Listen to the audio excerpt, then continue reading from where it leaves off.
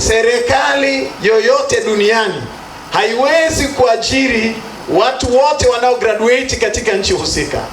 Nchi zilizoendelea na zinazoweza kuwa na uwezo wa kutoa ajira ni family project, wale ambao wamehamasisha miradi ya kifamilia. Haya mnayoyaona watoto wakiambiwa juu ya miradi na wameambiwa juu ya nguzo mojawapo walionayo, nimependa nguzo mbili, ni pamoja na hiyo ya Mungu, of course ningeipenda kwa sababu ni mchungaji, lakini mbili zaidi nilizozipenda mimi hapo ni hiyo ya maadili, lakini hiyo ya ujasiriamali, uwezo wa kujitegemea ambao ni wa kila mtu hapa duniani. Na family project yoyote au mradi wowote wa kifamilia ukiendelezwa unaleta impact kubwa sana kwenye maisha ya kawaida.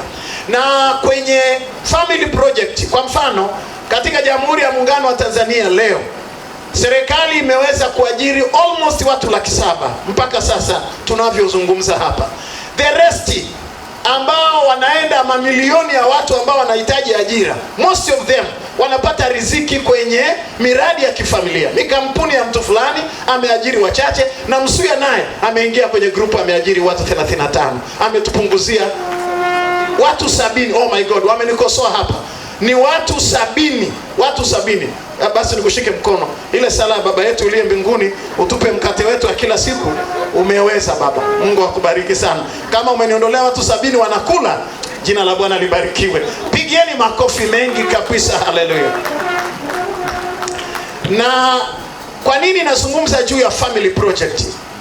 Ninaomba sana kila hata kama ni mradi wa bodaboda, hata kama ni genge la nyanya, usilidharau. Na ningeomba ninyi wahitimu mmepata A, ngojeni niwaambie, sawa, na mnatakiwa kwenda na form 5 na 6 na A tena na chuo kikuu, mfike mahali mpate madigrii ya kutosha. Lakini mjue jambo moja, darasani ni kuna formula ya pai mara kipenyo mara kitako mara mzingo. Duniani mkija hamkuti hiyo. Waulizeni wazazi wenu, tulisoma sana tukagerimesha sana tu, lakini tuliporudi duniani tafuta pai. Wewe ulifaulu pai, nitafute pai kule mtaani sasa kama utakutana nayo mahali.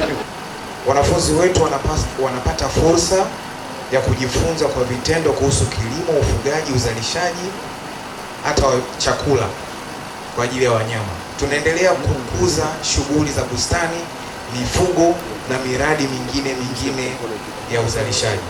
Lengo ni kuwajenga wanafunzi kimaarifa kwa ajili ya ujasiriamali, kujitegemea na kuelewa thamani ya uzalishaji katika uchumi wa taifa.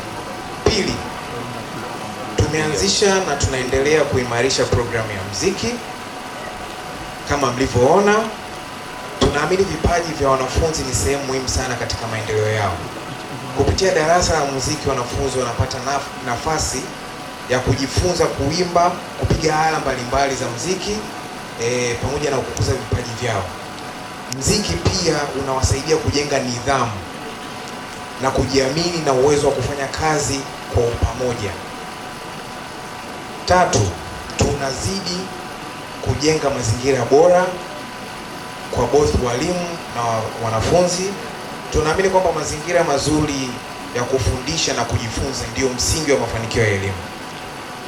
Kwa sababu hiyo, tunaendelea kuboresha miundombinu yetu ya shule, kuanzia vyumba vya madarasa, maabara pamoja na mazingira ya kazi kwa walimu ili waweze kutekeleza majukumu yao kwa ufanisi mkubwa zaidi. Mbinu ya uuzaji, usimamizi wa fedha na ujasiriamali ili kuwawezesha kuona kilimo kama fursa rasmi ya kujiajiri na kuajiri wengine kama mtaala mpya ulioboreshwa unavyojieleza sanjari na sera ya elimu ya mwaka 2014 toleo la mwaka 2023 ambalo linatutaka tuwaandae vijana ambao wanajiajiri, wanaweza kujiajiri wenyewe na si kutafuta ajira.